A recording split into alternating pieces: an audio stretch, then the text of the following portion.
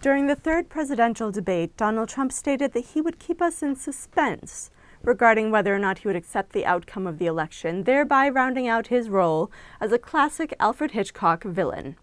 In regard to his work, Hitchcock once said, "I'm fortunate to be a coward, to have a low threshold of fear, because a hero couldn't make a suspense film." And to make a good suspense film, Trump has. Like Brandon Shaw, he is inclined to consider himself above the concepts of good, evil, right, and wrong that we lesser humans live by.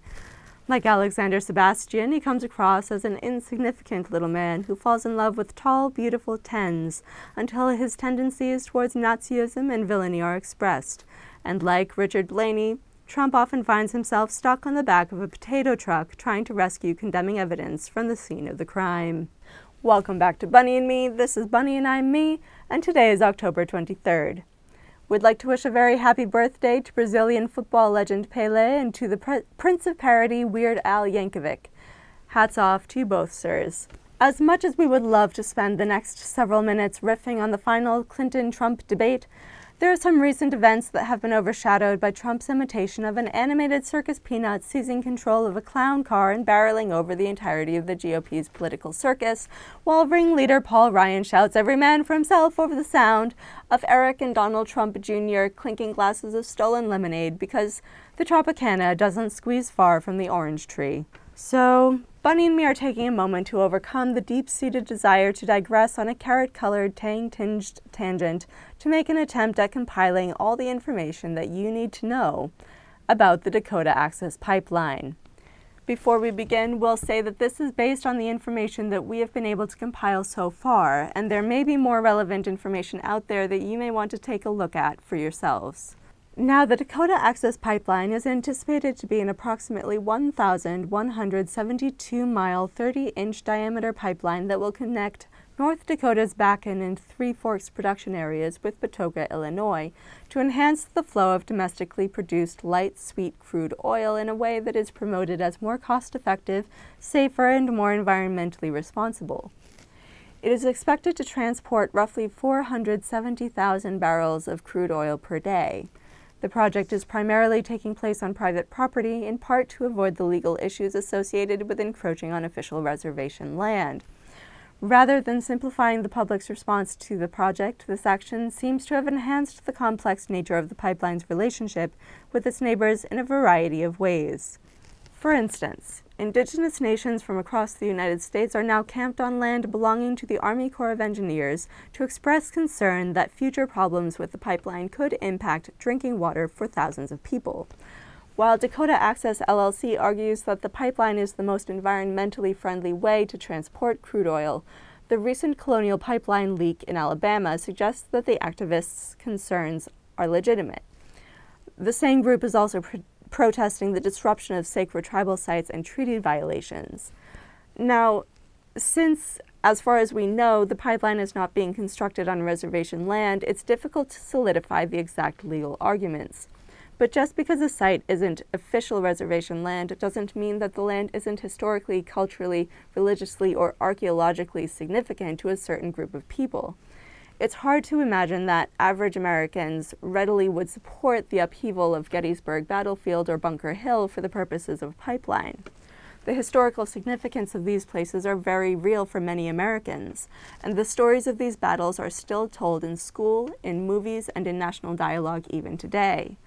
These properties have been protected and preserved with purpose, so we don't have to worry about them being removed or forgotten.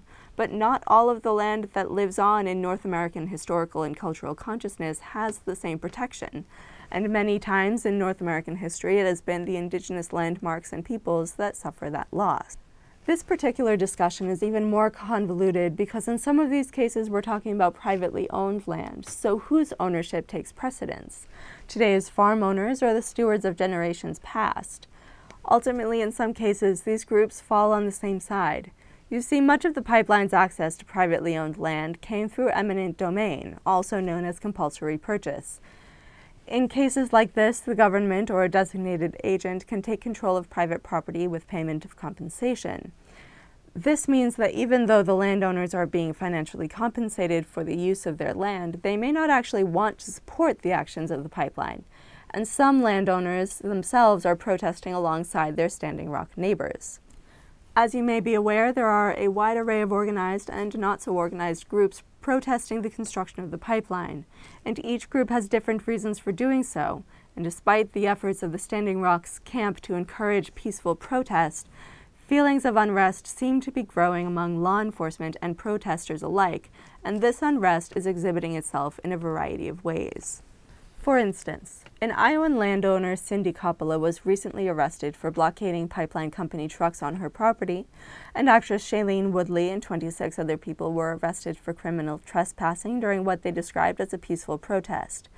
$2 million worth of equipment was also damaged when someone for the second time set fire to pipeline construction equipment in Reesner, Iowa.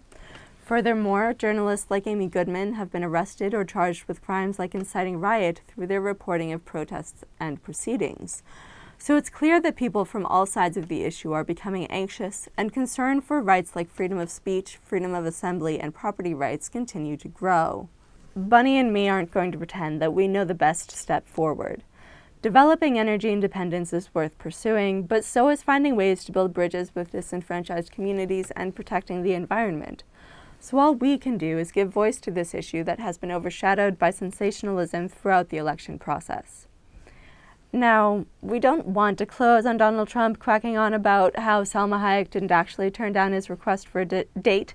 He passed her over because she was too short. And we don't want to close on how he offered an adult film worker $10,000 and a ride in his private jet in exchange for sex, which she also refused. So instead, we'll close on a completely different and less immediately troubling dinosaur.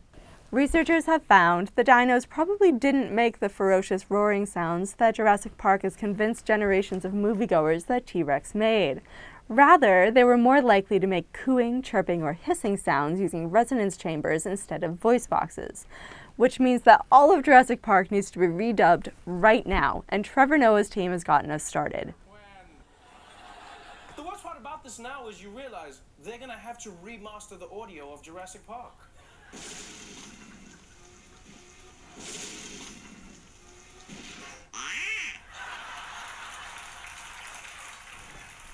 That's all we've got time for this week on Bunny and Me. Don't forget to like, subscribe, and share on all kinds of social media. If you want to read up on any of the subjects we presented today, you can do so by following the links in the description below.